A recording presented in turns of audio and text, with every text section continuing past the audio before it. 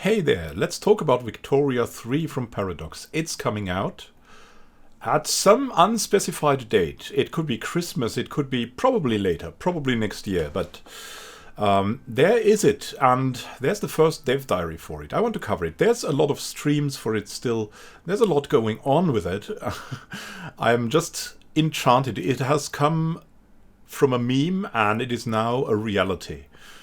Now, I myself haven't played much of Victoria 2. That was a game I missed. I played Victoria 1, and I really liked it for a while, and I have to be honest, I cannot really remember what I did, because I was quite young when playing Victoria 1.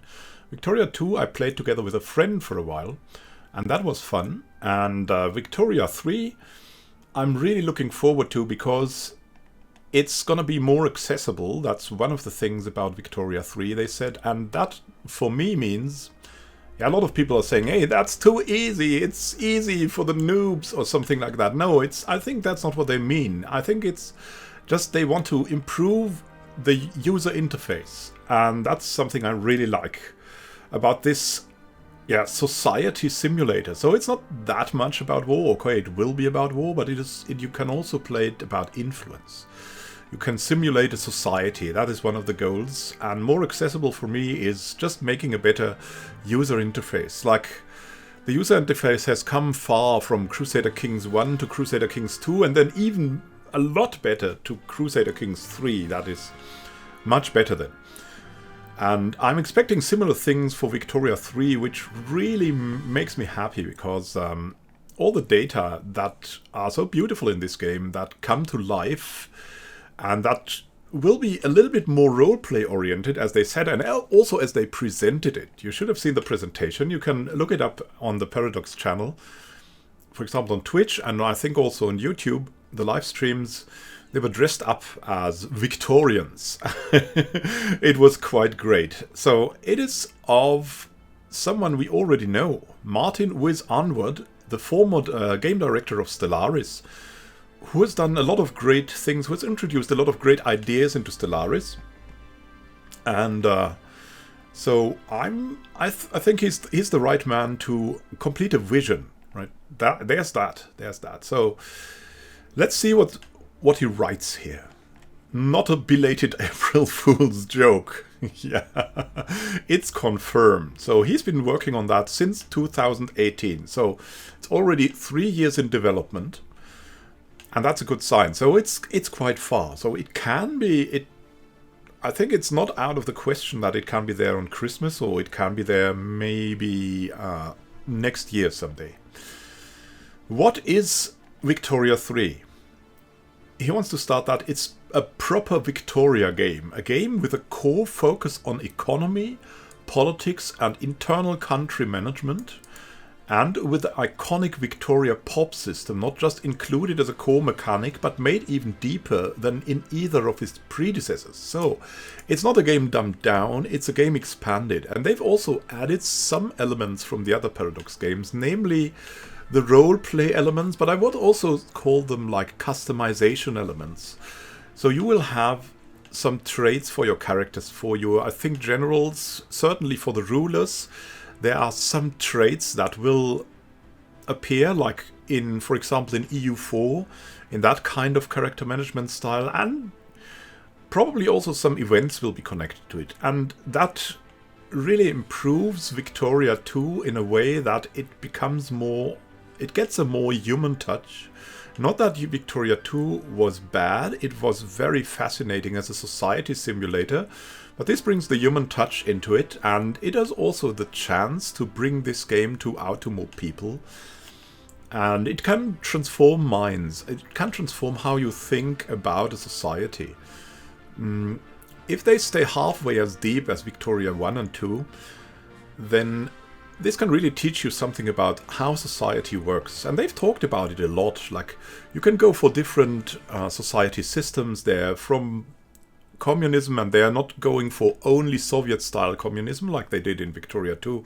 There will be different kinds of communisms, there will be different kinds of monarchies, there will be different kinds of democracies.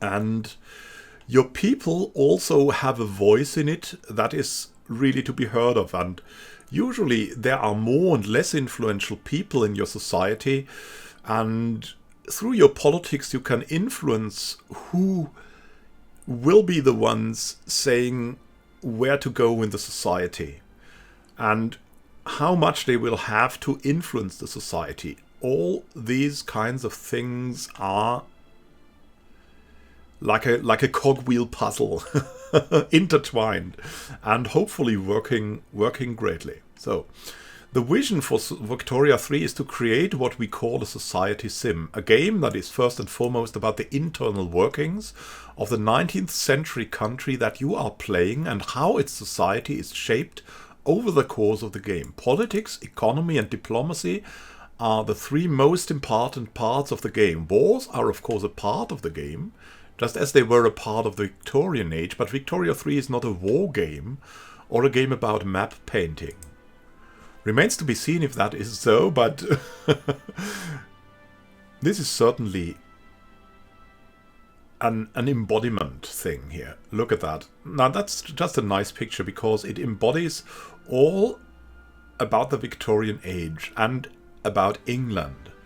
So you still have the big monarchs and the pomp and the pathos and the celebrations, but you also have already things like movements for the rights of women, for the rights of native people in colonized countries, revolutions, things like that.